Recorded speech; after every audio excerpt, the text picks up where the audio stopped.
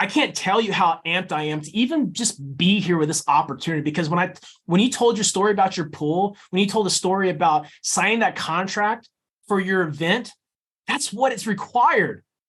There are no guarantees. You believe in yourself. You know you're different. That's why you're leading the way. And these are the people that I'm surrounding myself with. These are the only people that I surround myself with, because all these other trolls in life, all these other bloodsucker vampires, dude, they just want to drain you. They want to keep you small. They want to keep you suppressed. They want you to limit yourself and only do one improvement on your house a year because that's what they fucking did. Well, guess what? This is your life. How do you want to live it? What are you feeling called inside to do that you're avoiding to do? What are you feeling called to do? Go do that. Answer the call, because the more you deny the call inside, the more you're going to suffer. And the thing is about life, the beautiful thing about life, you're going to suffer no matter what.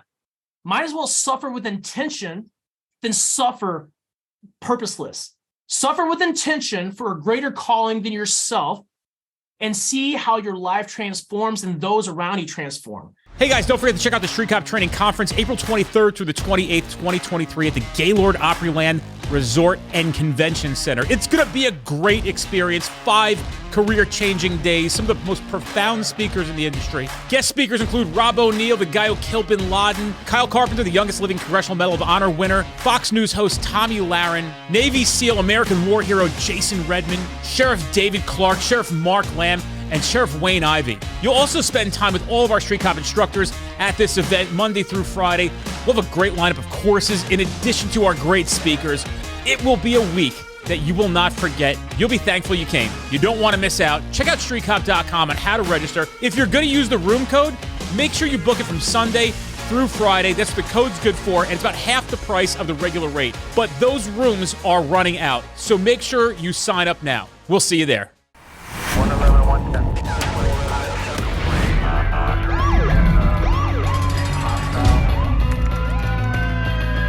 You training to be a street cop?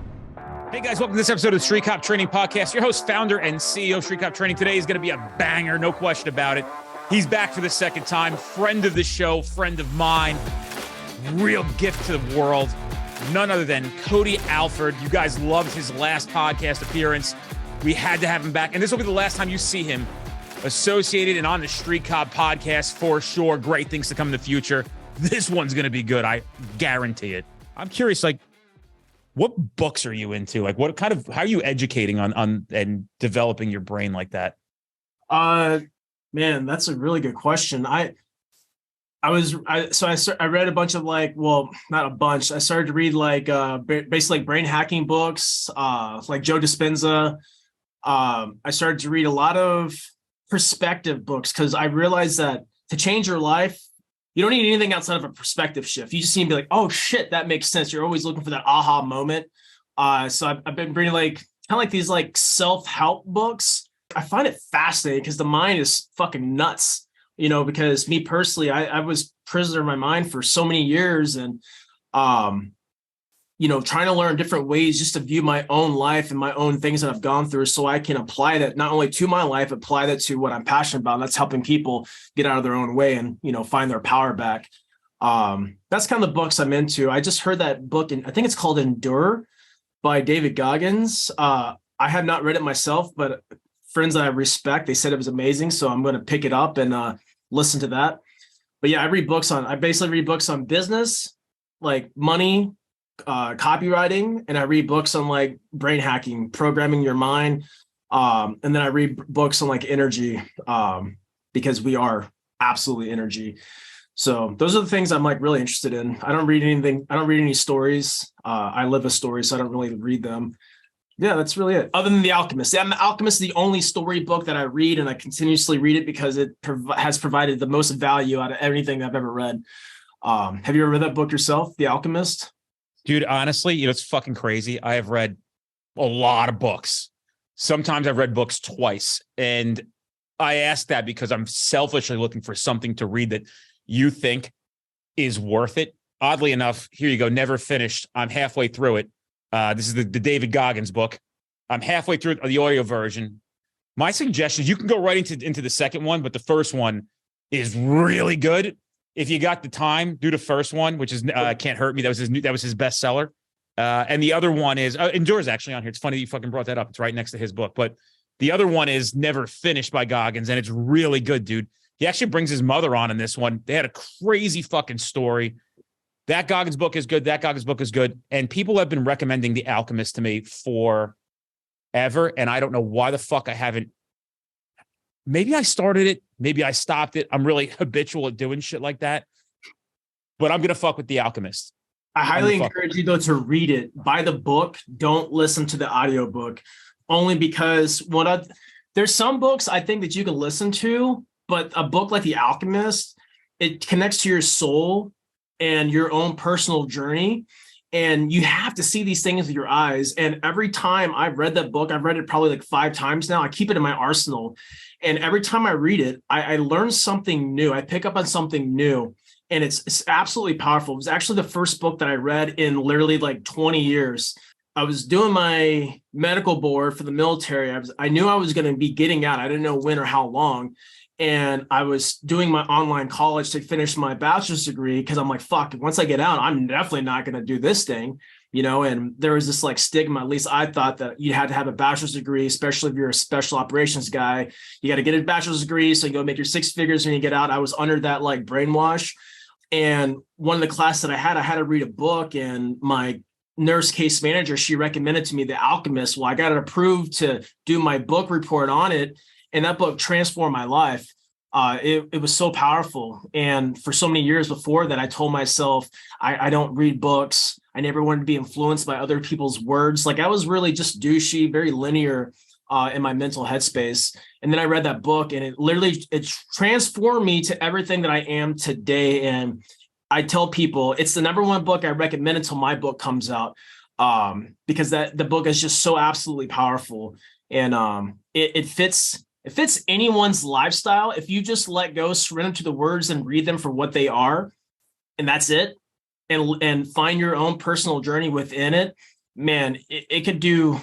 You have no idea what it could do for you in any phase of life. You don't have to be depressed, sad, lonely, poor. And you could be fucking balling out of control, and you can learn something from this book.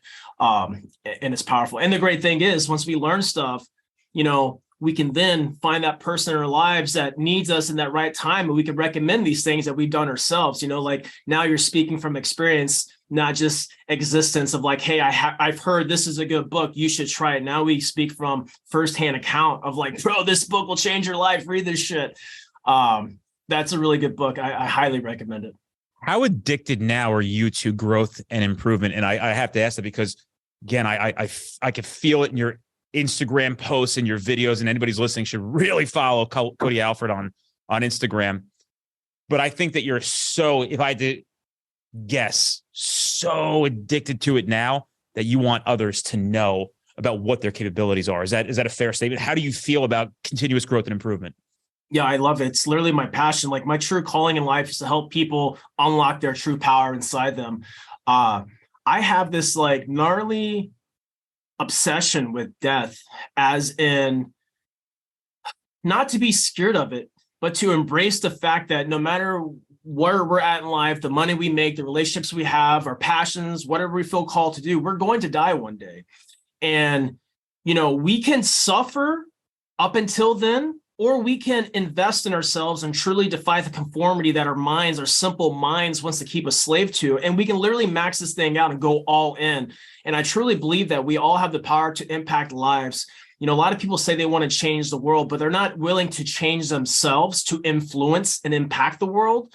And I am 100% on board with that. I realize that to serve at my highest level, I love serving. I love helping other people out. But I learned a long time ago, I have to make sure I'm weaponized. I'm helping myself first, because I can't pour from an empty cup. And for me personally, it's like, how much longer in my life was I going to avoid the impact that I know I can make on people and that I have on people before I take it as not a badge of honor, but as like my own cross that I bear of like, this is my responsibility. I know this is what I'm here to do. I know I'm here to empower people and not necessarily give them my power, but to take them and unlock their true power within them and give them everything they need to push forward to go conquer what they know they're here to conquer, because they too are called for more.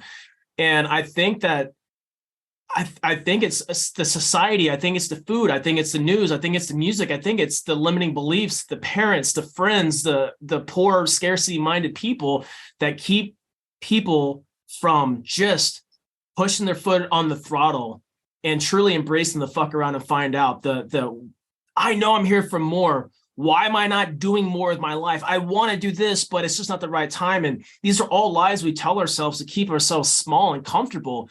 And I know personally, when I do that, all I think about is, fuck, my biggest fear in life is to die with regret.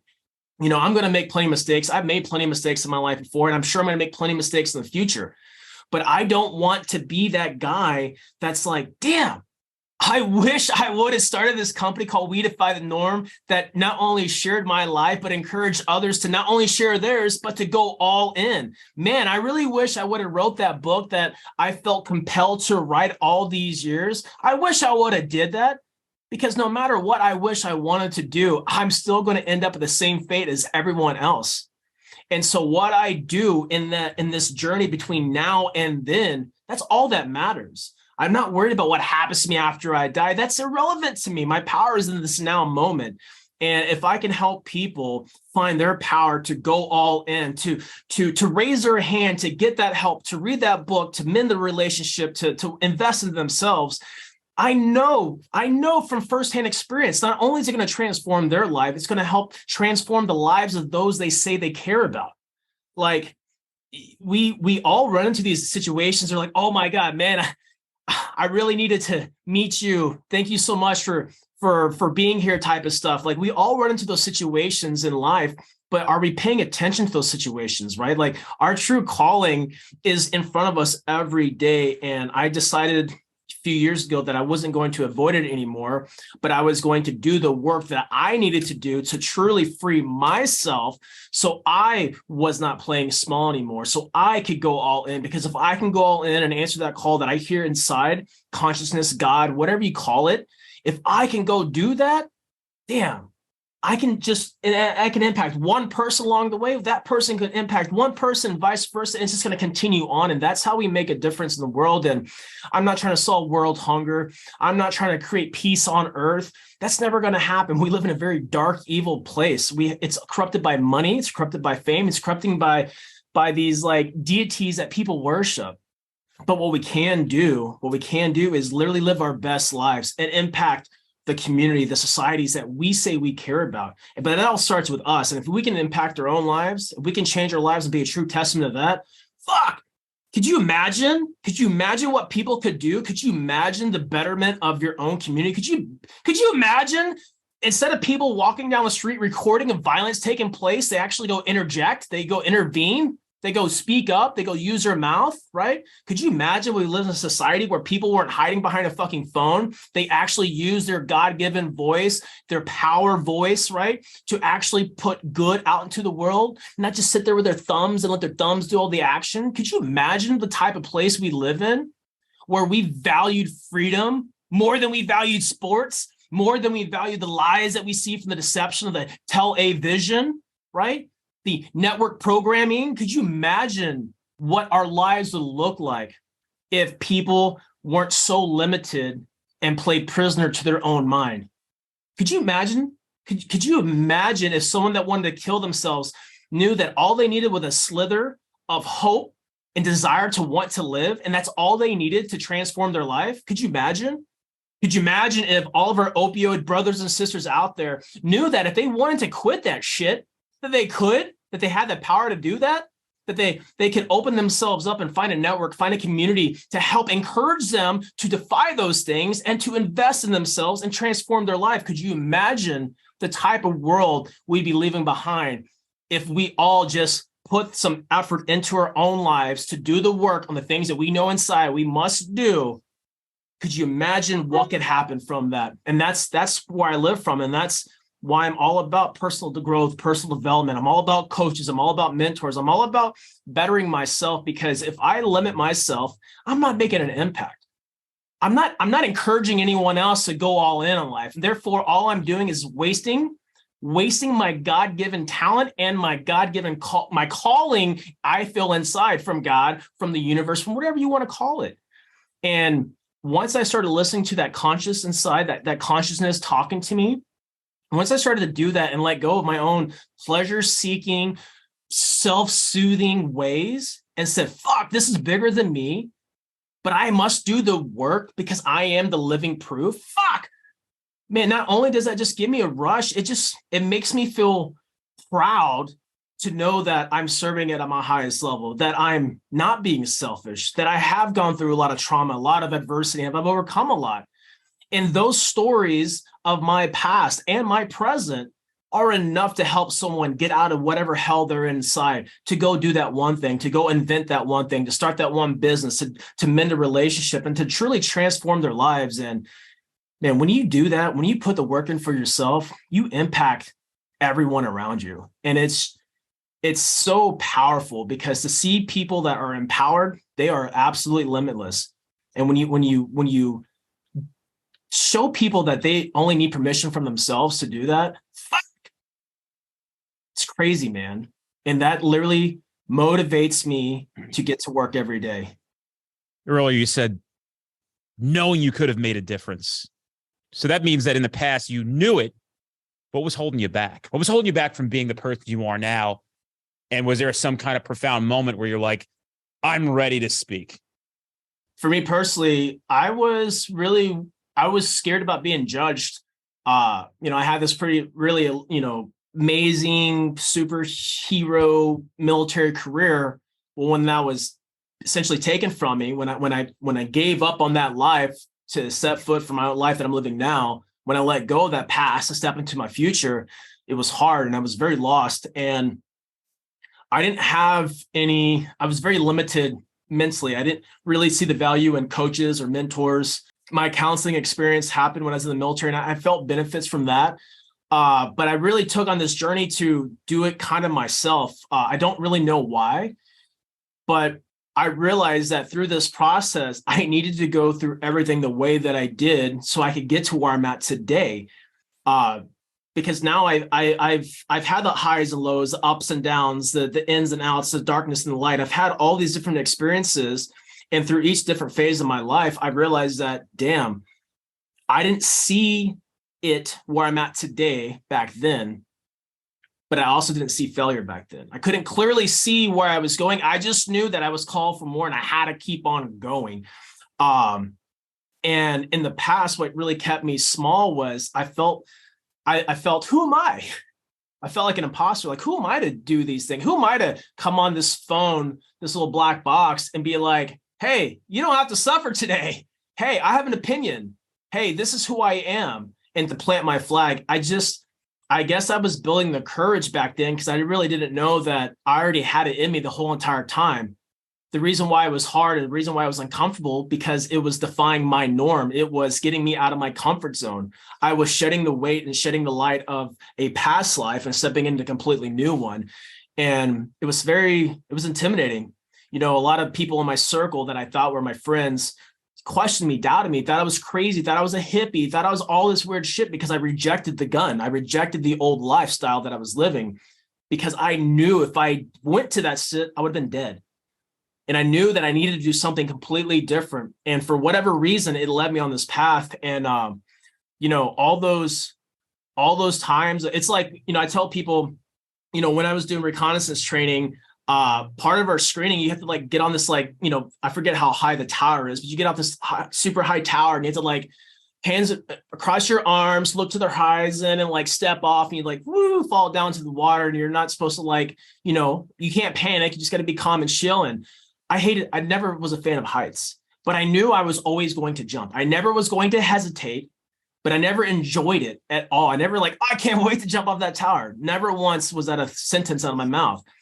And so I knew from experience that I'm going to go do what must be done, whether I like it or not. I'm going to go because I know to achieve the things that I want to in life, to impact the life and the lives that I want to, I'm going to have to do the things that are completely uncomfortable. So I really just use my entire life as a test bed to show people absolutely true authenticity and vulnerability. This big special operations guy that I fucking cry. I have emotions. I was lost. I was hurt. I felt victim. I felt trapped. I felt lost. All these things. I didn't know who I was, what I wanted to be when I grow up.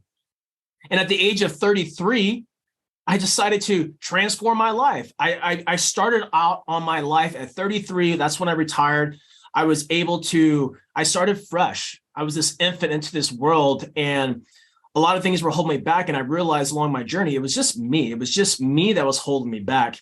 And why was I holding myself back? I guess all those years I was scared to do what I knew what I needed to do. And what I mean by that is I knew that there was things in my life that I needed to correct, to go all in, to be my best self, to serve at my highest level. But I was scared. I wanted to pick and choose the work that I wanted to do because I knew I was going to have to give up all these pleasurable things that I was seeking to find dopamine, to find escape, to find comfort in. And I didn't think that I had the strength to actually do that.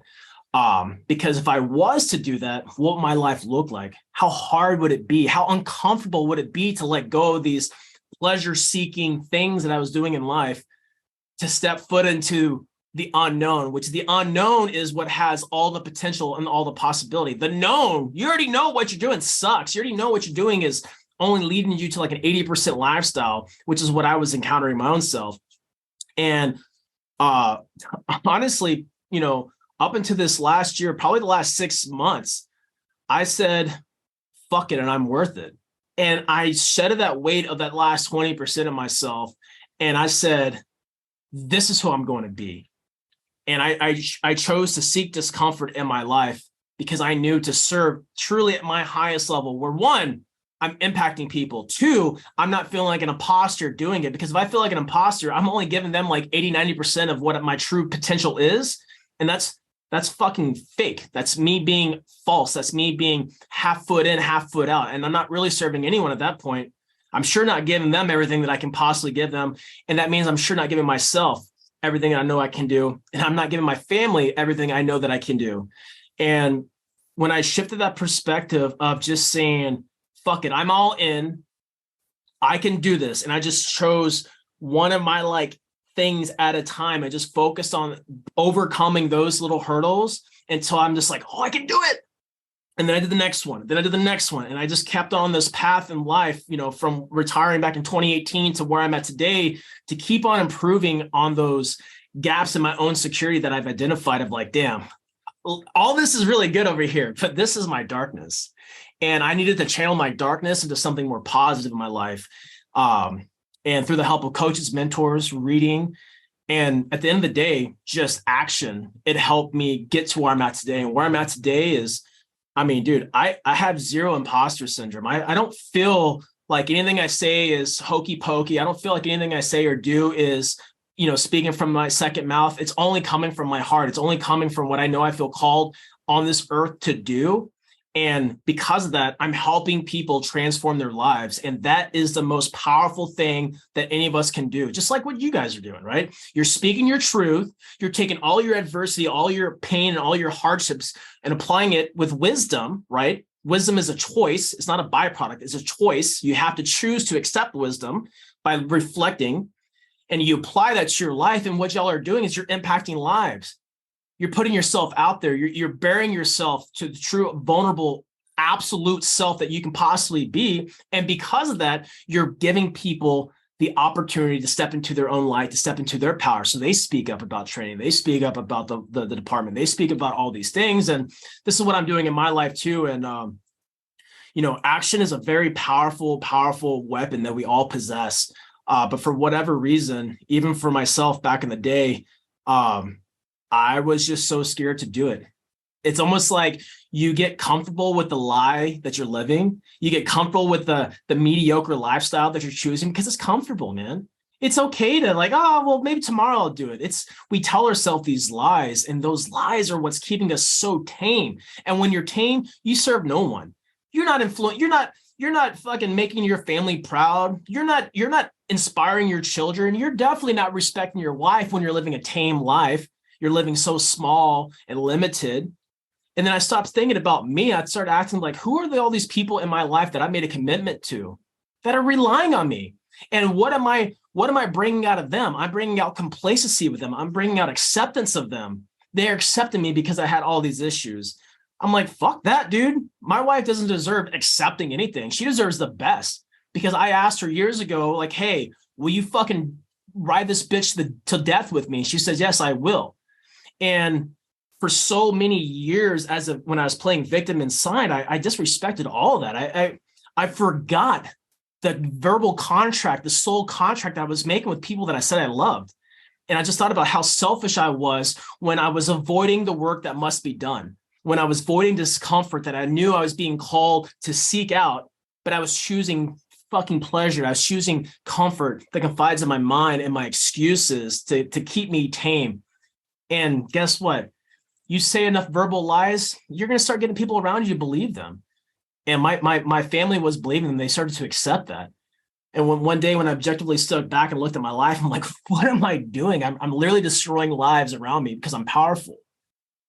And I'm so powerful that my inaction in life was causing pain in others around me. And I'm like, fuck, dude, it's time to stop being selfish. And that's why I continuously put myself out there. That's why I show up every day on this little phone. I'm like, bro, you can change your life if you want to. You don't have to be the same version of you yesterday. Today, you can absolutely change your life. And this is what I choose to do. I don't believe that there's a one-stop shop like, hey, I'm all cured. It's a daily investment. It's a daily deposit that we make into ourselves to bring out our best version so we can go serve at our highest level, so we can be present in whatever we're doing, because death is coming for us all. We don't know how or when or whatever scenario is going to be. And I don't want that time to come like, fuck, I wish I told my wife I loved her today. Damn. I wish I didn't storm out that house upset. Damn. I wish I would have did my burpees this morning, because I feel like I cheated myself out of setting my vibration up to the level that I choose to exist on by just bumming around through life, hoping that my life changes, hoping that I have a good day. Hope is so stupid, but I have faith. I don't have hope. Hope is dumb. I have faith that if I show up and I put in the work, whether I want to or not, whether the day is good outside me or not, all I control is my thoughts and my actions. If I'm showing up, I have faith that if I show up and I put in the work and I control what I can control, that I will live a fulfilled life. And by doing so, I will empower others to do the same. That is my faith. That's my belief system on it. And dude, I've stepped into that role. And it's been absolutely life-changing. It's transformed my life. It's transformed everything about me. It's funny when you talk. 2 weeks ago, I went and sat with a guy here in New Jersey, one of two cops who was shot in the line of duty in Newark, New Jersey. And I went to see him and found out rather quickly that he was a fan of our work and got in touch with him right away. I didn't say a word to him, without skipping a beat. He said, it's wild how I was laying there thinking about all the things I never did and that I should have done. He's like, I literally was laying there on the fucking ground, thinking it's the end of my life and everything that I haven't done and all the things that I should have done. So it's very interesting that you bring that up and take it from a guy who thought he was going to die. We often interview a lot of police officers and even military men and women, especially special forces on this podcast. They say the same thing, man. But a lot of people are peaceful with it, but also that regret, even at such a young age, what you could have done, the time you're wasting. And you talk about fear held you back. It probably holds a lot of people back. The fear of judgment, the fear of a lot of things. But would you agree with when I say fear will never leave? People say to me, how do you come in here with the place burning down and are so calm? I have learned to dance with fear. I know it's never gonna go anywhere. I have this saying, it's, although I have fear, I am not afraid. I'm calm in fear. You have been through crazy combat situations, but do you think it's different than this? And what's the fear Cody Alford has now, and how do you deal with it? You got to have fear, dude, because I still have fucking fears. Yeah, fear doesn't go away. I have it written on my board. It doesn't get easier. You just get more disciplined. And I'm very grateful that I've had the experience that I've had in the military, the good and the bad. But, I take a lot of things just from my training experiences, because a lot of people have done training, and, combat is just a very one small aspect of any form of evolution of self. But I remember all these times in training that I just told you, jumping off that tower, that was scary for me. I didn't want to do that. You know, I was not a good swimmer, and every day I had to get in the fucking pool. It wasn't easy for me, but I just show up because I know what's keeping me from what I want to become and achieve is my action. And that fear of like, fuck, am I going to make it? Can I do this? That's natural. It doesn't go away. I've hired enough coaches and business mentors. I have multi-millionaire friends. And guess what? They still have fears. They still have doubts. They still have worries and concerns. And that just shows me that it doesn't change. What changes, that doesn't go away, but what changes is how we approach it, how we deal with it. My very first speaking engagement, I wasn't even scared, dude.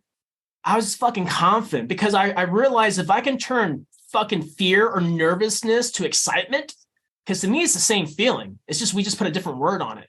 And if I can turn it to, I'm excited to do this. I said I wanted to be a reconnaissance Marine, a Marine Raider. I want to do this. So now these are the things I have to do to go accomplish that. I wanted to be a public speaker, and these are the things that I have to do to accomplish that. Well, that makes me excited. I'm literally living out this fantasy that I've created that I've turned into a reality. So why would I ask for this shit, manifest it, and then be like, oh God, I can't do it?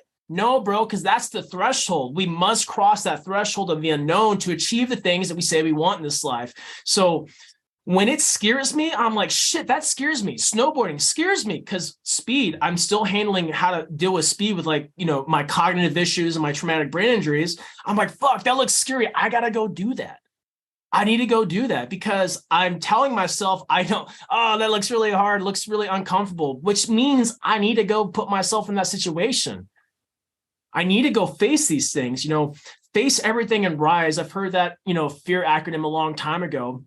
And then I've heard the false evidence appearing real. Both those things are true. But what really matters is what do you do when you're faced with that fear? What are you doing when you're faced with adversity? And I choose not to be a victim to fear because the unknown, I have learned time and time again, the unknown is the path.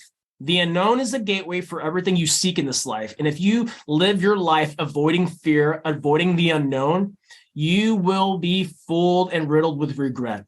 And to me, that is just sad because it is in our own power and our own ability to face these things. We have it inside of us. So I just take that, I turn it to excitement, and I say, fuck it, I'm all in, I'm doing it. You know, when I did that show with Sean Ryan on the Sean Ryan podcast, you know, I poured my heart out there, and I was extremely nervous. I said, fuck it. This is bigger than me. This is bigger than me. You know, I remember running through a volley of fucking fire through a very crappy, very weak smoke screen, running to like a stronghold position where my other element was at.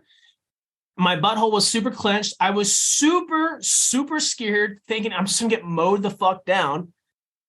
But I had to act, because if I didn't act, I was for sure going to be killed. I was for sure going to probably get someone else killed because they were going to have to come get my dead ass. But if I don't take action, I'll never know. And 9 times out of 10, when you take action, you show yourself, fuck, dude, I can do this. Because all you have to do is just go. All you have to do is jump. You know, you already know where you're at now. You might not know what's on the other end of that fear, but you know where you're currently standing at. And if where you're currently standing at isn't your desired end state, then your only logical option is to face fear head on. So when I have these opportunities that I'm getting in life now that are really scary, you know, writing this book is scary for me. But I'm like, fuck it, dude. This is bigger than me. I know I'm called to do this. So why should I avoid it? Why should I allow my human fucking pleasure chasing emotional state keep me from my higher purpose in life?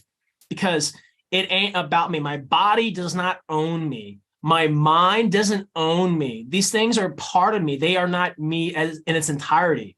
And once I started to shift those things together and work with all of me, my mind, body, and my spirit as one, and be like, bro, we're teaming up, dude. Let's go. Once I stopped listening to them individually and all the bullshit they were telling me, I let go of this physical selfish state and realized that, hey, man, there's leaders and there's followers. And I know it makes my butt clench to even remotely think about being a follower.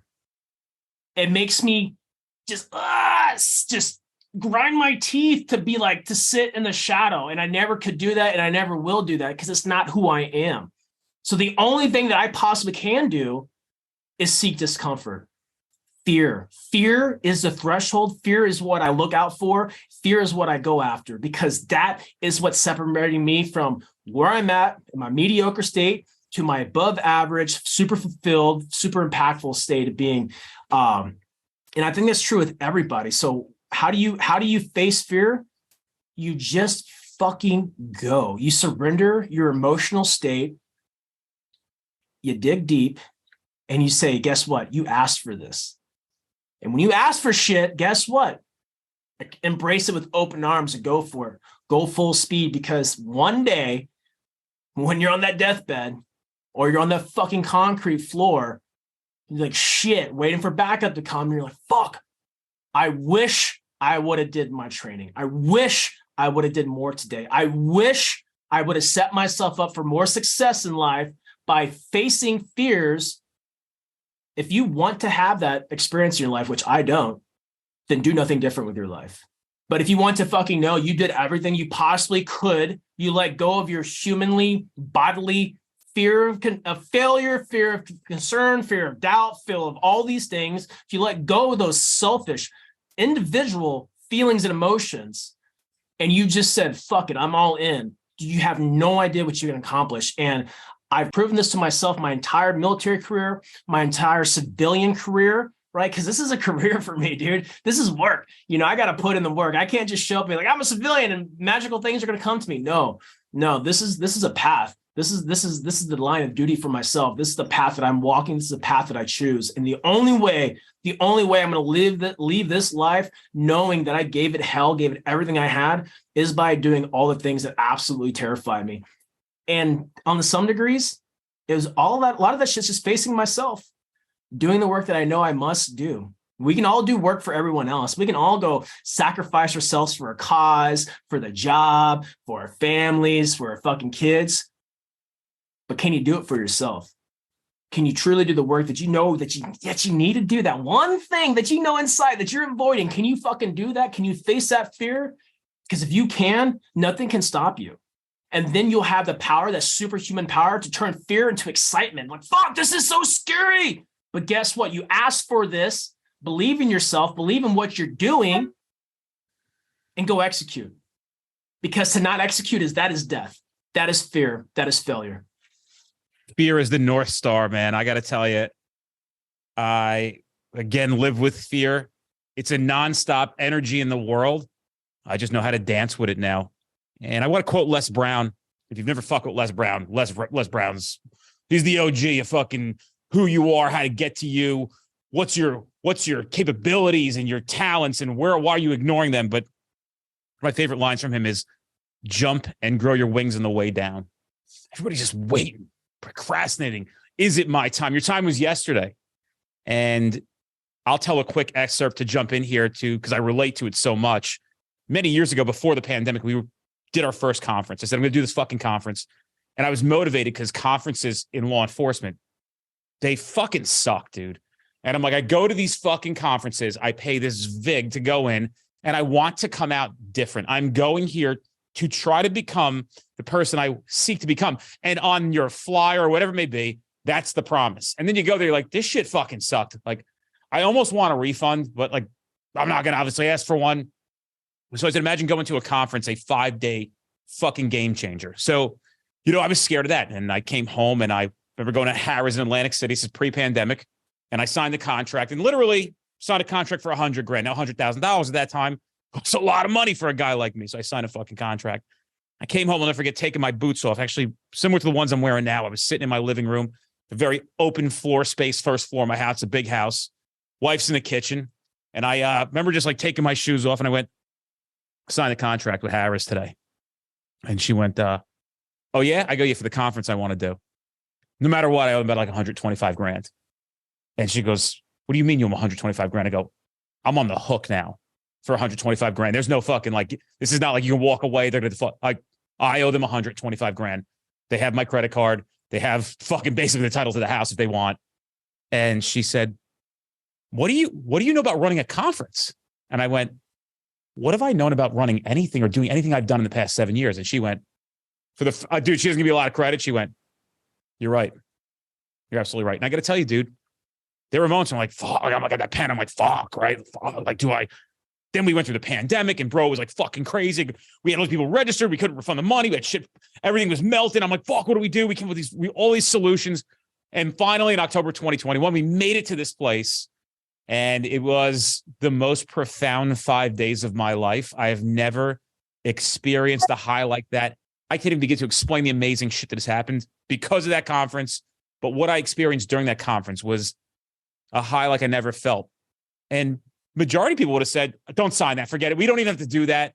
You're not going to make money on it. We didn't make money on it. People think, oh, yeah, we must have made a fortune on it. We really don't. Like, it's not the game. That's not what we're doing it for.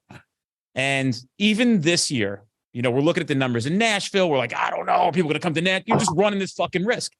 And dude, like yesterday, we're over 800 registered, right? We actually defined more room blocks. And then like even that, my VP's like, how many more rooms do you want to get? She's like, I was going to get 25 at these hotels. I'm like, 25? We got 5 months to go. You're going to need fucking 100 rooms at each hotel. She's like, well, they don't have it. There's an Army convention going. I go, fucking, we got to get more rooms. Like, let's go. And then I also said, maybe like 2 months ago, I was like, hey, maybe we'll skip 2024, go right to 25, do this thing every other year, because it's a lot of work. And like we have a lot of stuff going on and and we're going into a recession. I don't know if the police department's going to have the money.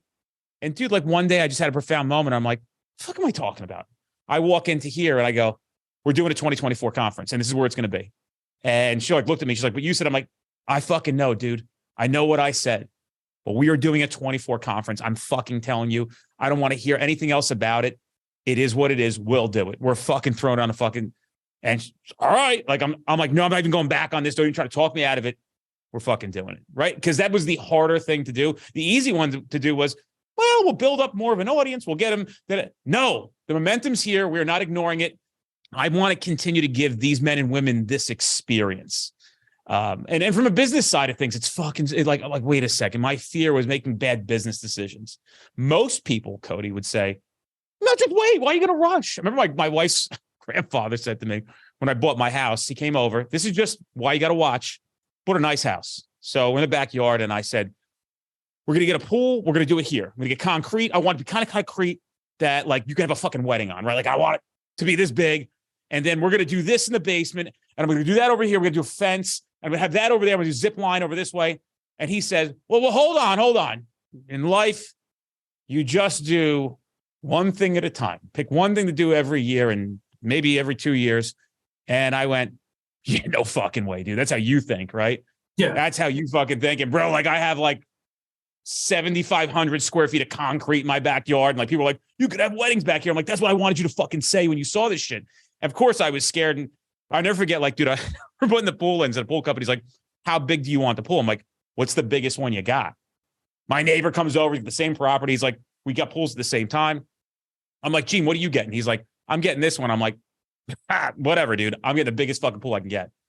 Then the concrete guy comes over and he like lines out with the fucking spray paint, like on the fucking stick, right? And he's like, yeah, right there. I'm like, no. Give me the fucking stick, dude. I'll walk it out for you. And he's like, bro, what are you doing? I'm like, we got to go out like this far. He's like, he's like, you know what? It's like 10 trucks of concrete. I'm like, yeah, I know. Right. I don't want to. And dude, everybody always thinks you're fucking crazy. My name is Gene. Oh my God, the things you're doing. You think it's my father's talking. Everybody's talking me out of it. And then when it's done, what is Gene saying? No bullshit. I should have went to bigger pool. I should have did what you did.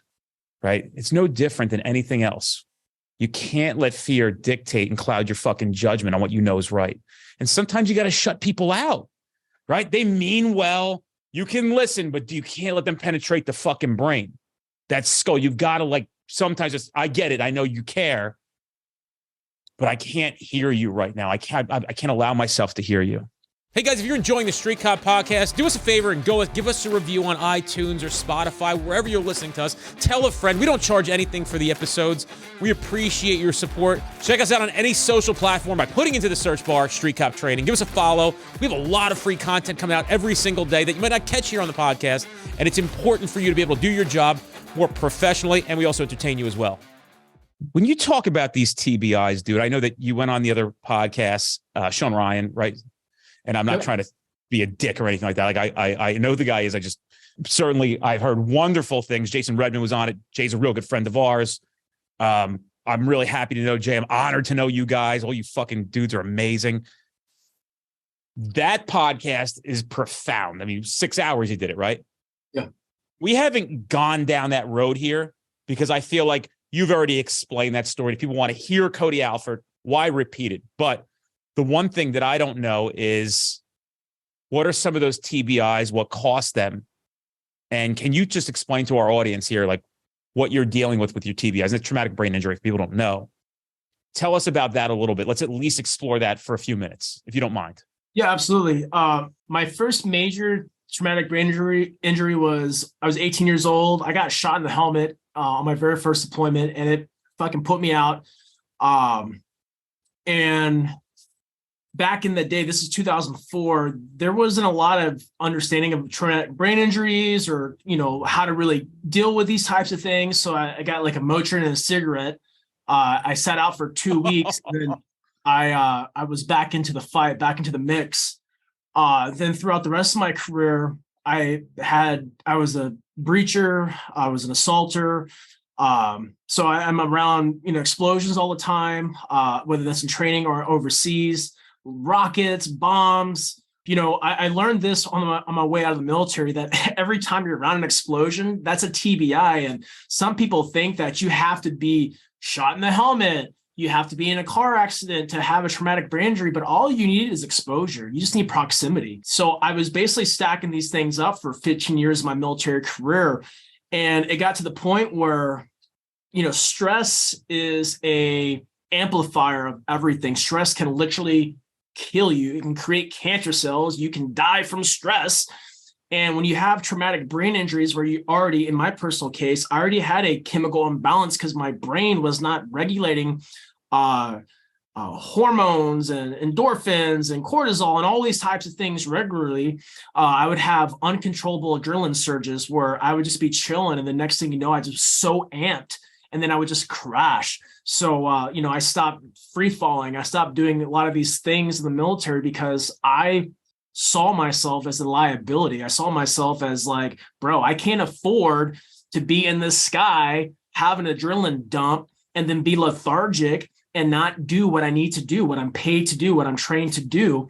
And that affected my mental capacity a lot. And I remember on my very last deployment to Iraq, this was 2016. We were for the last push, did the Mosul invasion. And I spent that entire deployment on this is my 7th deployment at this point. I spent that entire deployment in a tactical operations center. So I'm watching like 70, inch big screen TVs. I'm watching our predator feeds. I'm watching our dudes on the ground. I'm watching all the things happen. And I'm just playing the phone call, email game. I'm texting my teams. I'm calling, trying to get ordnance. I'm doing all these things. I'm in a very heightened state of stress. These are 18+ hour days. I saw no sun. And so when you have traumatic brain injury, and then you're putting yourself in a high state of stress, plus you're limiting yourself from natural sunlight, which is a huge, huge enabler for us to regulate our cortisol, regulate our sleep patterns, regulate all these things that help us function. When we take that away from us, that natural ability, and we're staring at blue screens 24/7, plus the added stress of whatever task or job you're doing, you start to suffer a lot. And my last TBI, and I never looked at it as a traumatic brain injury, but to help people understand how you can receive traumatic brain injuries, right? My wife actually brought this into perspective because I never gave myself credit because at the time I wasn't blown up. Well, I came from this 100-mile-an-hour job full of stress to our schoolhouse as a senior enlisted advisor, where it's like creeping at 2 miles an hour. It was a super lethargic, very low speed job, which I was not above. But going from a high state of stress, high speed to a very low drag environment, that shift in my chemical imbalance was everything that I needed to throw me over the edge. And that just enacted all the triggers of my traumatic brain injuries. My cognitive function was diminishing. I was constantly late to every meeting I was doing. I would get lost driving myself. I would be pulling over the side of the road, crying, I would wake up in my truck, not in a narcoleptic state, but I'm like, oh my God, I'm so tired. I have to go to sleep now. I would just pull over randomly on the side of the road, wake up like 6 hours later. Wow. Riding my motorcycle. I remember falling. I fell 3 times in 1 week. I was at the gas station filling up my bike and I fell over on my motorcycle. I remember pulling up to my house and I got off my motorcycle without putting my kickstand down or turning my bike off. And I just fell over on it. And then a week before that, one of my good friends, he actually got hit by a vehicle on his motorcycle. My wife's like, hey, I need you to consider not riding anymore. And all these things in my life were changing. I was a superhuman superhero. Now I'm this I'm drilling on myself. I'm getting lost in my own house. I couldn't even navigate with my phone GPS. I couldn't even boil water to make rice. There was a point in time where my wife was setting up my clothes and feeding me and dressing me because I was just so dependent. My body was shutting down. And I'm grateful for that too, because if I would have avoided all that and toughed through it, God knows what would have happened. What kind of jeopardy I would have put others in, let alone myself, if I didn't seek out the help. And so that level of traumatic brain injury really transformed my life, because that's what got me basically retired out of the military. I only went to we call it it's called Intrepid Spirit, but most of the guys and gals call it the TBI clinic, traumatic brain injury clinic. And I went there only for Adderall and to get my sleep fixed. I was constantly tired. I had no energy. I was drinking. I don't drink energy drinks anymore because they're just straight poison for you. But I was drinking like 3 energy drinks a day, plus all this coffee, plus I was dipping. I was doing all these things to find energy and some type of action fuel in my life to function, to maintain, because I still had a lot of responsibilities I was responsible for. And so I went to get my sleep fixed and my Adderall, and then I get all my tests back, and then my neurosurgeon's like, hey, what if I told you couldn't be in the Marines anymore? And I was completely appalled by his comment, because I'm like, dude, I'm doing 20 years. Like, why wouldn't I do 20 years? And I was hurting inside. And even though I was hurting and I was seeking help, I was still in denial that my life was changing. And when I realized that all this great reputation that I had in the military, I was quickly kind of throwing it out the window. I was having uncontrollable verbal surges at work where, I'd work we have a lot of civilians that work in my old organization that I used to be part of, and some of them are douchebags, and I was a douchebag at a certain time in my life too. And I would get super violent, verbally violent, and just have these surges that I was talking about. And then, this guy, who people looked up to, now is that guy walking around my compound, just swearing up and down, being a real jerk, and fucking then crying 5 minutes later, wondering why I even did that in the first place. And I was this roller coaster, and being super senior as I was, it was super uncomfortable to go up to my boss and be like, bro, I need no responsibility in life. I cannot have any stress in my life. And so asking for that level of help was super, super hard and very uncomfortable. It was a lot of fear shit too. I was scared to go do those things because, you get told, especially from the community that I come from, suffer in silence, suck it up. And the Marine Corps has this great thing where they say pain is weakness leaving the body. Well, pain is not weakness leaving the body. Discomfort is weakness leaving the body. Pain is a good indicator that you should get something checked out. And to be this super senior guy with all this combat experience, with all this leadership experience, and asking for help, it was very difficult. It was very hard. It was very, very uncomfortable because people just didn't understand it. And that's when I realized back in the day that no one cares about you as much as you do. And you got to fight for your life. You got to fight for the things that you say you want in this life. And I wanted to live. I wanted to be cured. I wanted to be healthy. And I wanted to change my life. And so to do that, I needed to accept the fact that I wasn't the same guy I was weeks prior, months prior, years prior. And then where I was at right now was my next chapter in life. And I retired from the Marine Corps in 2018. And, that's when I set on this journey where I'm at now, and improving my way of life and doing healthier practices and dealing with traumatic brain injury. And I've been able to really work with my traumatic brain injuries and help with my cognitive performance a lot of it de-stressing my life. As soon as I got out of the military, my stress levels went down. They tried to give me all this medication for blood pressure and all this type of shit. And it was causing me more stress. And I'd said no to all these pills, no to all these medications, because all I'm doing is adding a chemical imbalance to a chemical imbalance that I'm already enduring inside. So I needed to change it completely.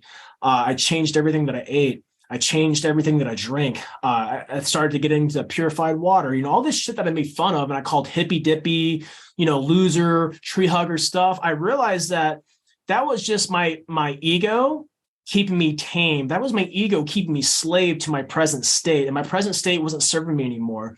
And I knew I needed to radically change my life. So I got into all these holistic practices. I got into meditation. I got into stretching. I started to seek help from all the body pains, because having traumatic brain injuries, it fucked with all sorts of issues in my body. So I needed to go correct it. So I go to a chiropractor, I do massage, I do all these practices that were kind of taboo to me. And then as a civilian, I started seeking out plant medicine, psilocybin, to really help with the neuro regeneration of my brain and how I function and operate. So basically I went from a guy who I could not navigate with my GPS on my phone, I couldn't do it whatsoever, to now being able to function. My wife helps me a lot too. My wife is my caregiver. She maintains my schedule. She helps me keep honest. She turns the water off. She shuts the door because I'm still capable of doing things. But I've brought in so many more healthier practices, and I have chosen not to let these limitations on my life keep me slave and keep me tame to an old way of being. And for the past 4.5, almost 5 years now, I've just been putting myself in a state of discomfort to heal myself, to heal my brain, to address issues in my body, to address issues in my soul or the lack thereof at the moment, and to find that version of me that isn't identified by the hardships of my life, but I will be identified by the actions that I take moving forward. So it's been a long, hard road, and I wouldn't have changed it any other way. I look at it as nothing more than a miracle that all that happened to me, because it has forged me into something greater than I ever was when I was at the top of my game in the military, as a leader, as a servant to others. Now I'm serving at a level that's even higher than that stuff. My impact's even higher than it was back then. And, that's why I try to share with people, like, it doesn't matter what hardships you're going through right now. You can work on that shit. You can change it. But what happens is people like to choose to accept the norm, to accept what's happening in their life and keep them limited. They're not willing to go vegan for a bit. They're not willing to give up meat for a bit.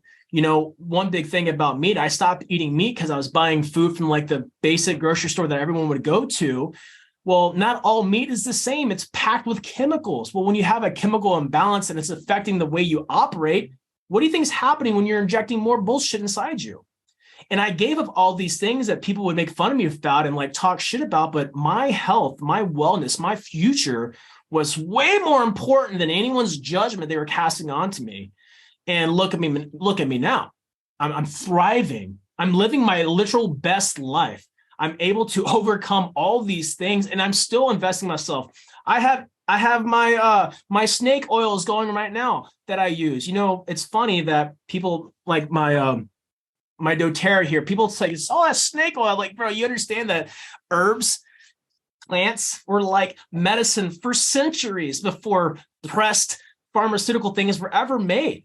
I've switched everything in my life, and I'm living proof that you can do it too. And I wouldn't have it any other way. I'm very grateful for the hardships and these traumatic brain injuries, because I know there's a lot of men and women out there that are suffering that they can't see the finish line. They can't see that glimmer of hope in their life. And I'm just here to remind you that, dude, it's out there. But you got to believe that you can do it. You got to put in the work. You got to seek discomfort, because you're already suffering. But if you suffer with a purpose, if you suffer with intention to grow and to evolve, that changes every aspect of your mindset. And it took me years to truly feel that and to believe that and to step into that. But you have to start off somewhere. So wherever you're at in your life, if you're suffering with traumatic brain injury or some type of ailment or element in your life, you don't have to stay there. People transform their lives every single day. And you're no different. I'm no different. And so, those TBIs have changed my life. And most importantly, they've helped change thousands of other lives because I went through that stuff. And I'm very grateful. When did you have that profound moment in your life when you knew you were different? Was it young? Did it speak to you? Did it get louder as you got older? And, if there was a time where maybe you first opened your mouth, when was that? Did you always know you're different? Yeah, I did. It's funny. I remember being a kid. I don't remember what age, but I was very young. And I remember standing outside my house. I grew up in a place called Duncanville, Texas, just south of Dallas. And I remember this, and I don't know why I remember it. I don't even know why I said it, but for whatever reason, I remember it all. I literally asked for a simple life. I asked to live. I remember asking God, universe, whatever it was back then, whatever I believed in back then. I remember asking for no war, World III, a simple life, and to die at an old age, living on to die on my deathbed. I wanted a simple life. I wanted a comfortable life. I remember very vividly speaking and thinking that, and I don't know why, because all I've got out of life is everything opposite of that. And I realized that I was different when I always kind of realized I was different, but I realized that I was different when I started playing football in high school. I sucked. I was not good at all. I was horrible. I still didn't even know how to play football. I was that guy even on my senior year on varsity. That's the only time I made varsity was my senior year. I remember asking the other defensive end, I'm like, hey, who do I hit for this play? Because I just loved the camaraderie of it all. I'm still not into sports to this day, but I love the teamwork aspect of it. And I remember always playing scout defense for varsity guys, our first string guys. And I remember you could not break me. You couldn't crush me. Yeah, they'd hit me hard as shit, but I was always breaking through the lines. And some people thought I was showboating, but I wanted us to win. And I wasn't going to hold back because that was our star player. I wanted to challenge our star player for them to be their best selves so they don't get fucking beat on the line on game day so we can win because it's the whole team aspect. And I remember getting, it's called the Fighting Panther Award. We were the Duncanville Panthers, a big 5A football high school. Texas football is massive. And weighing in at 161 pounds was Cody Alford. And I remember getting the Fighting Panther Award because I had this level of heart and dedication to the team that was bigger than myself. And, going to the military, I carry that same level on. And I very vividly remember in boot camp, they literally asked, who wants to be a leader? And here we are with all of our shaved heads, skinny as fuck, all these newbies, including myself. And I raised my hand. I wanted to do this. I didn't want to be an observer in life. It's the sheer fact of being an observer in life irks my soul. It literally hurts me to even think about it. I've been in leadership positions my entire career. I even remember going to one of our battalions in MARSOC, Marine Special Operations Command. And I very vividly remember saying that I could not be here if I wasn't a leader, because there were so many poor leaders in that environment at that time that there was no way I could be subjected to their ruling, because I saw how they treated people. And I realized that we actually have a way as leaders to impact and influence those around us, to look out for other people. I tell people the pay for your rank, the pay is for you, but the rank is for your men and women. And a lot of people that growing up in life, they got that screwed up. They thought the rank was for them, like it was a badge of honor. No, it's not. The rank is for your men and women. The pay is for you. And I took that to heart my entire career because I knew it was bigger than me. I knew that everything that I did not like as a subordinate from poor leadership, I took note. And I always told myself, when I'm put in that position, when I have that level of power and influence, I'm not going to do what these people are doing. And even when I was waiting my turn to step into these leadership roles, I was still a leader. I tell people this too. You don't have to be in a leadership position to be a leader. You just need to open your mouth. You just need to lead by example. So I knew at a very young age that I was different. I knew in the military I was different. I mean, I was the fastest promoted Marine Master Sergeant in the history of the Marine Corps, the modern day Marine Corps. People would come up with all sorts of shit. They're like, it's because you're a brown nose. Oh, it's because you're a meritorious promotion. They would come up with reasons to justify how I could get promoted so fast. And the truth is, I was only one meritorious promotion my entire career. That was out of boot camp. I graduated as a Lance Corporal, so an E3 out of boot camp, which because I was the #1 graduate. And other than that, everything else, I did time and service, time and grade to pick up my ranks. And I was literally a unicorn. And I realized that I had a very, very good gift of gab. I was a great leader. I was a great leader because I made a lot of mistakes and I observed a lot from great leaders and mentors in my life, including bad ones. And I took those lessons and I applied them. I realized in the military, especially the special operations community, this is where people get it screwed up. They think it's like the tip of the spear. And yes, those dudes and chicks are savages, straight up savages, but savage does not equate to a leader. And a lot of these dudes were just taught. They were idolized because of their action on the battlefield, but they sucked at home. They weren't taking care of their men and women. They weren't using their rank to look out for others. They were using their rank to preserve their own presence. And I realized that, like, dude, why are you doing that, bro? I'm not like you.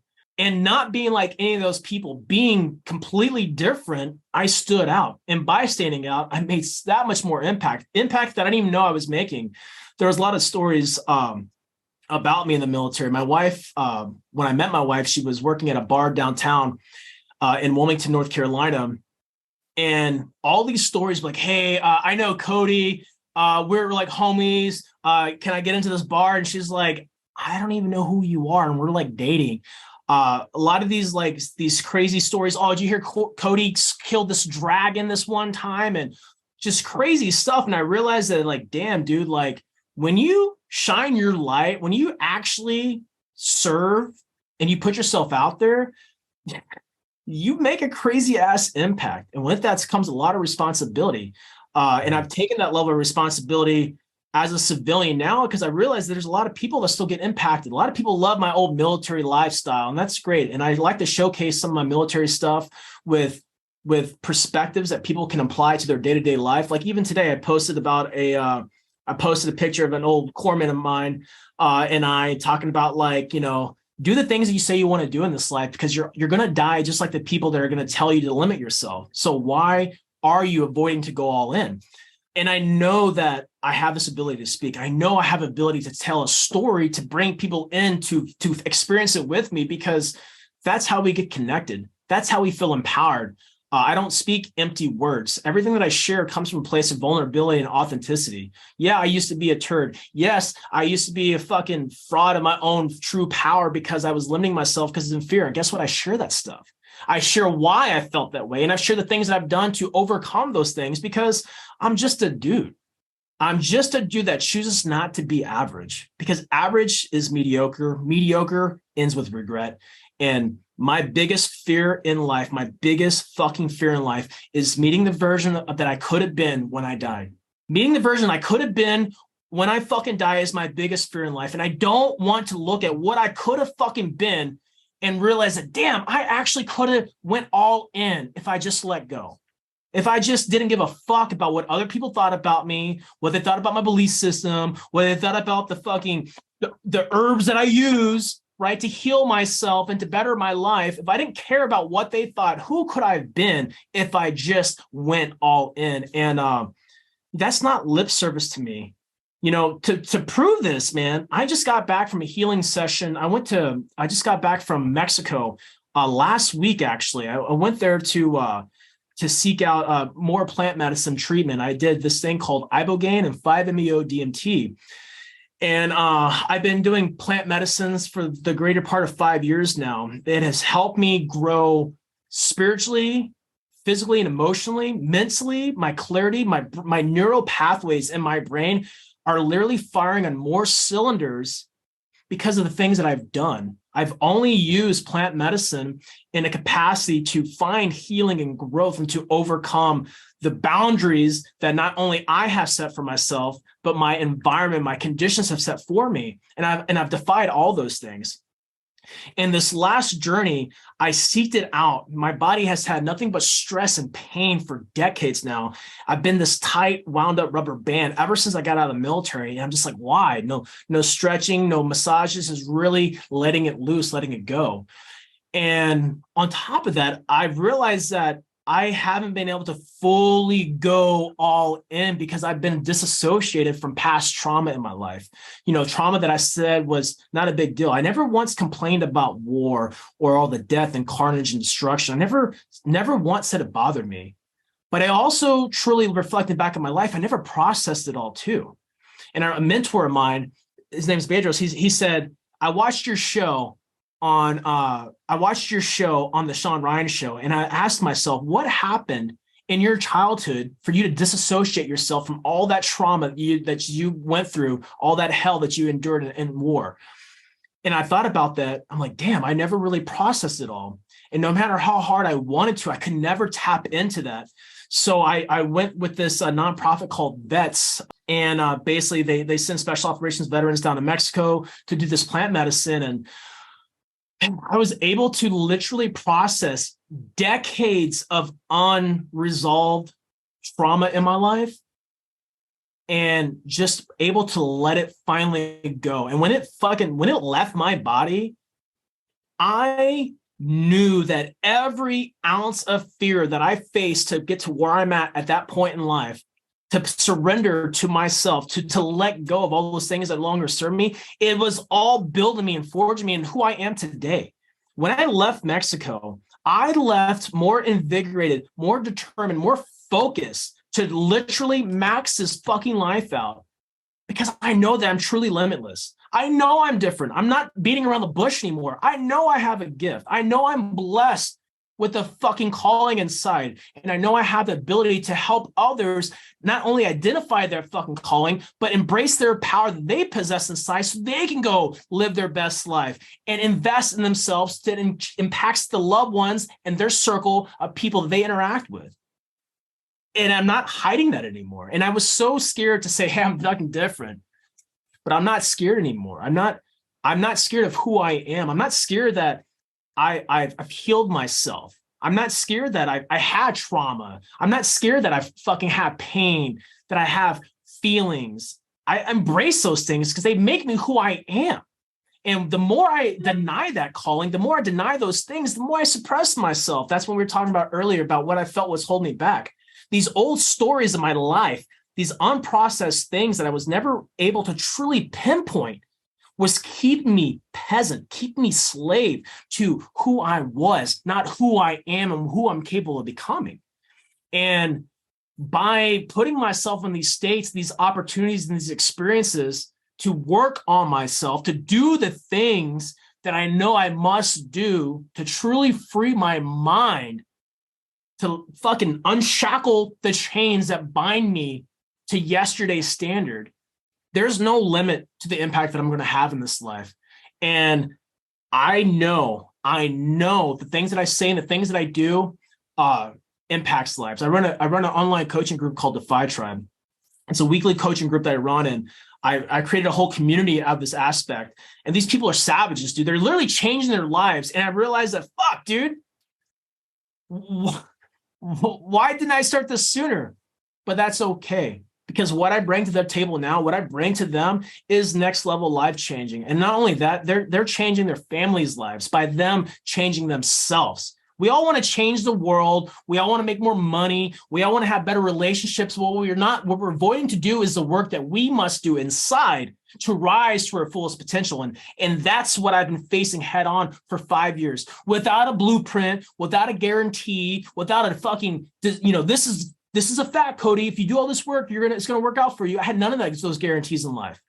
I just knew that if I surrendered to my past traumas, my traumatic brain injuries, the amount of times I fell off my fucking motorcycle, the amount of times I cried in my truck, the amount of times I felt victim to myself when I lived in a van with my wife, traveling around, not knowing who I was, what I wanted to do in life. If I fucking stayed in those old stories, I would never merge who I am today.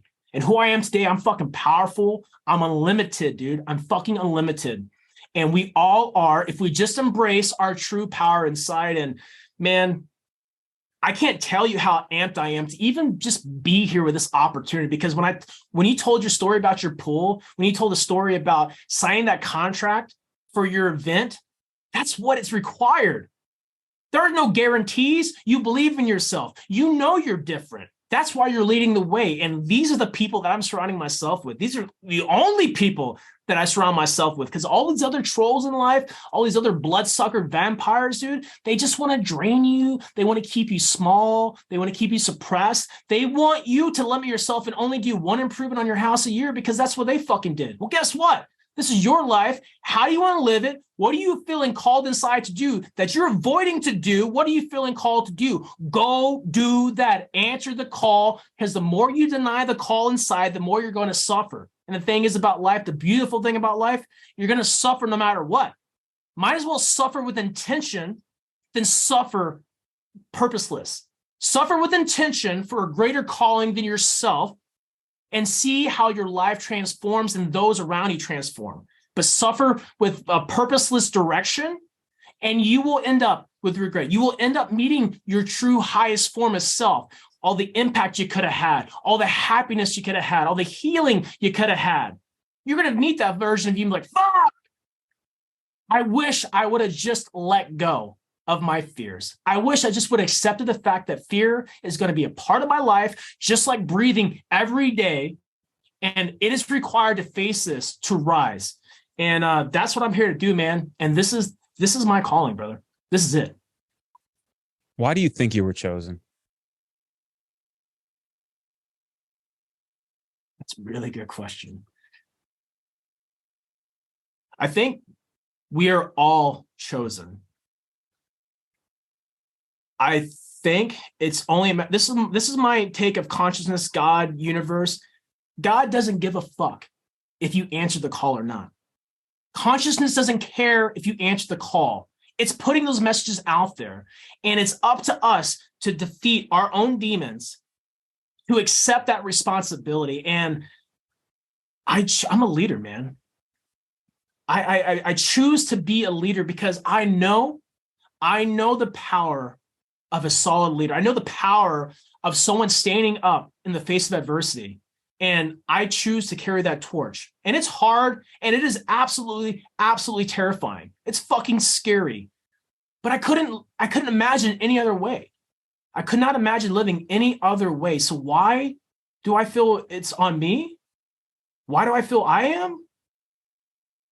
Because whatever is calling me to rise knows I have it inside me. And the true gift of life to me is you recognizing that you possess that power. Because a lot of people talk, a lot of people have this blank faith. They believe in something higher than themselves, but they don't even fucking believe in themselves. And to me, that's blasphemy. That is the true lie and deception of man, is to believe everything outside of you, but believe nothing in you. And I just can't conform to that. It doesn't even, it's a meal I don't want to eat. I can't. It doesn't even make sense to me.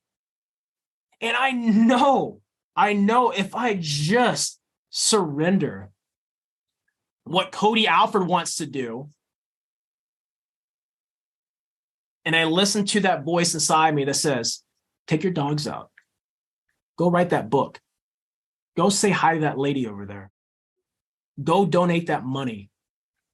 Go do this. If I fucking listen to that, well, guess what? I've been listening to it. And not only is it changing my life, it's giving people that power to change themselves. And to me, that is the most selfless thing that I could fucking do. I've hurt a lot of people in my life, man. I've done a lot of wrong in my life. And I'm here to serve. I'm here to give. I'm here to heal myself and gift that fucking version to the world. Because there's someone out there that is just as powerful as me, that's just waiting to emerge. And the thing is, they just haven't given themselves permission yet because they're scared. And if I can lead the way and that person, my ripple can fucking impact that person, well, that person might be everything they need to make a wave that changes everything. And I refuse to sit on the sideline of my own life. I refuse to. So hopefully that answered your question. I don't know if there's a better answer ever. Like, you couldn't have answered that any better. I just don't.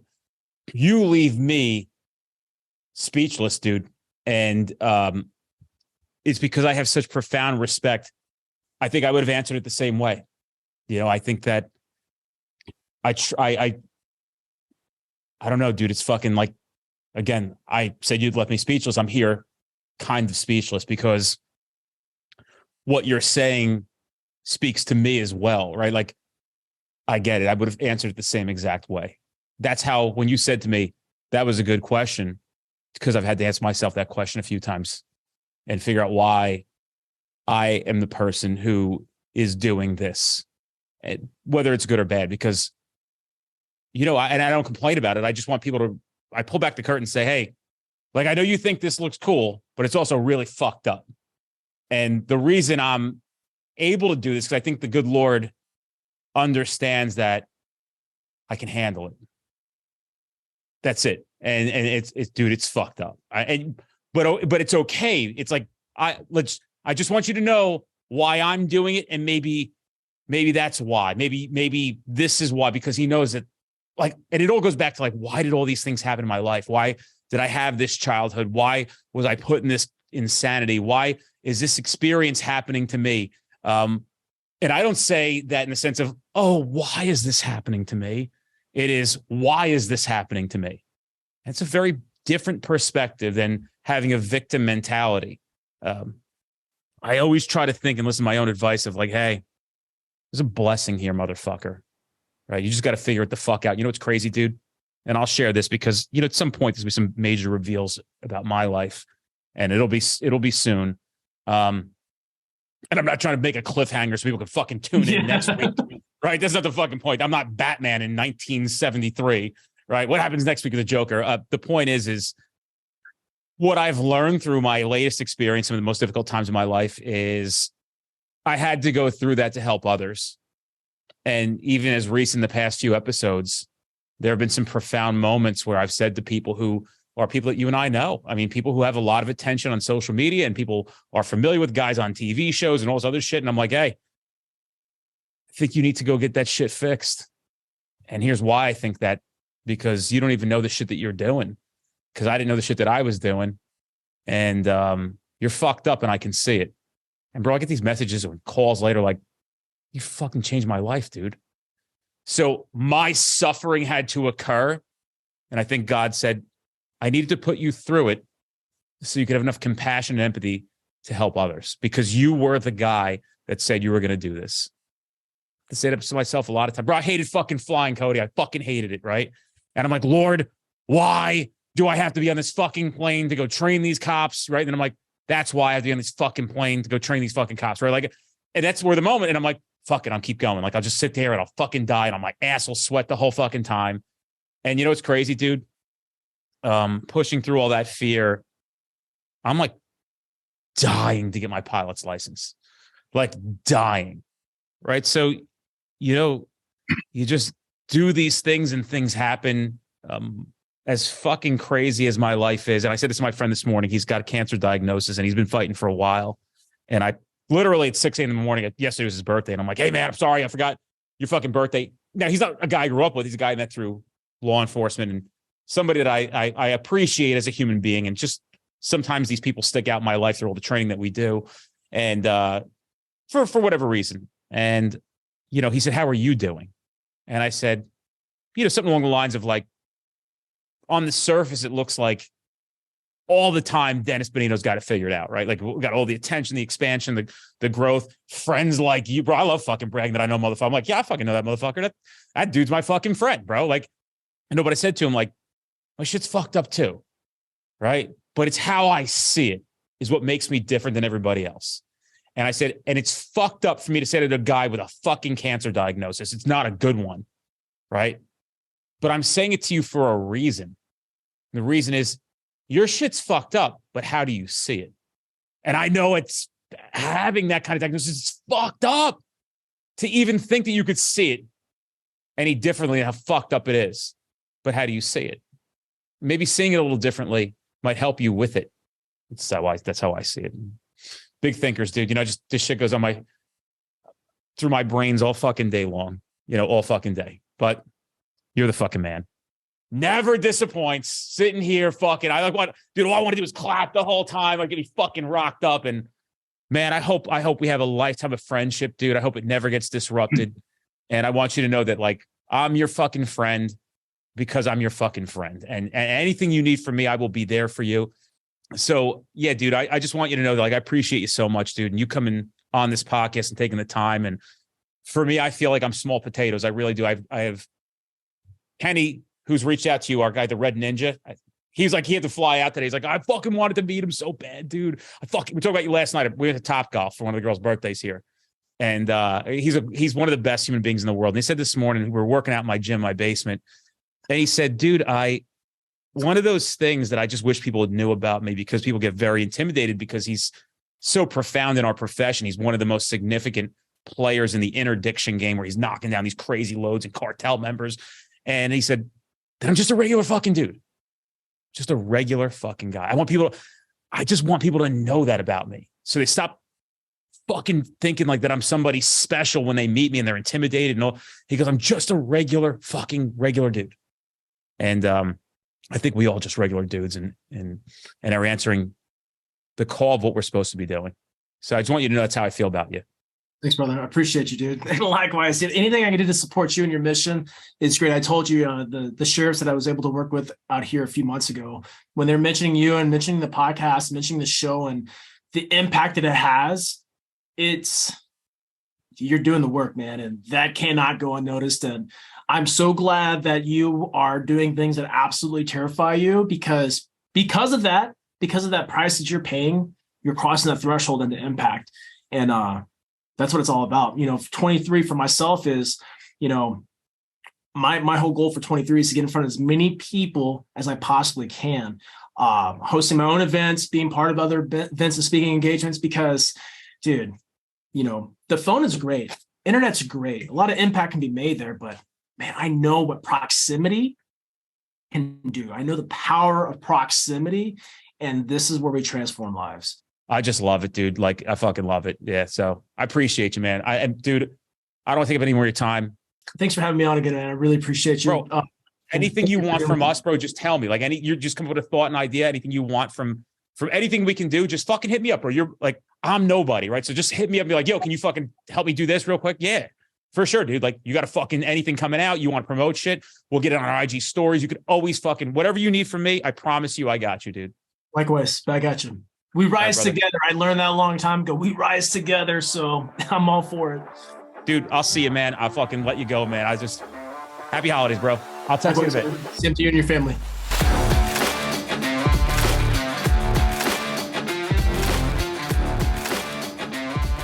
Guys, if you're in an area where you're trying to get to our classes, but we're not close to you, fret not. We actually have on-demand training at streetcop.com. You can take that course online right now, and then you could attend that training in the future at no additional cost. You can redeem your voucher, so you get 2 for the price of 1. We don't want to deny you the ability to take this training now, especially knowing that it can keep you safe, at a very minimum, putting bad guys in jail where they belong, and at the maximum, going home to your family. Check out streetcop.com for that offer.